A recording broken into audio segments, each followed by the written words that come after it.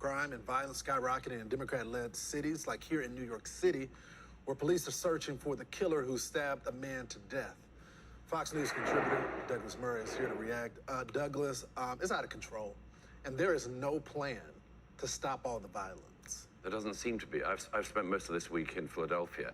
It always reminds you that things can always get worse when you're there, as you know. Oh, yeah. It just city after city, Democrat city after Democrat city in particular, which it's just way beyond being a political issue at this point. It's an issue for all citizens, all taxpayers. Doesn't matter who you vote for, what your politics are.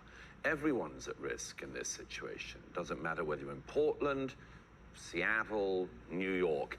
As we just saw, you know, a young guy with his girlfriend sitting at a bus stop in New York, and that's the end of his life. I mean, it's such an extraordinary crisis that nobody seems to be getting on top of.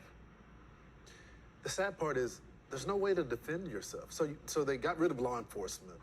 And then they decided they wanted to refund them, but law enforcement don't want to do the job anymore. They don't want the risks associated with the job anymore. They don't feel like there's some protect. And then there's no Second Amendment. They don't want you carrying knives. What are you supposed to do? I saw one left-wing journalist yesterday on Twitter saying that the lesson of this New York murder was that citizens should train themselves in how to respond to attacks. I'm not sure that's the answer, that the whole of the citizenry have to sort of learn martial arts or something. And in any case, what we're talking about here is, well known, you've covered this a lot, we are dealing here with like very, very mentally disturbed people. We are dealing with very disturbed drug addicts, hyper-violent individuals, often armed with guns, but it doesn't matter what they're armed with. They can have a hammer, they can have a knife, they can have a screwdriver.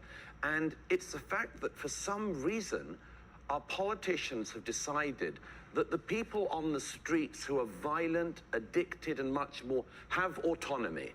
And they must have the autonomy not to get locked up, not to be institutionalized, that they've got to have their freedoms. No, in my view, it's the freedoms of the citizenry who are not in that position that have to be prioritized. It's about the autonomy and the right of an individual to sit at a bus stop with his girlfriend without thinking that their life could end with one bad interaction with just a random individual.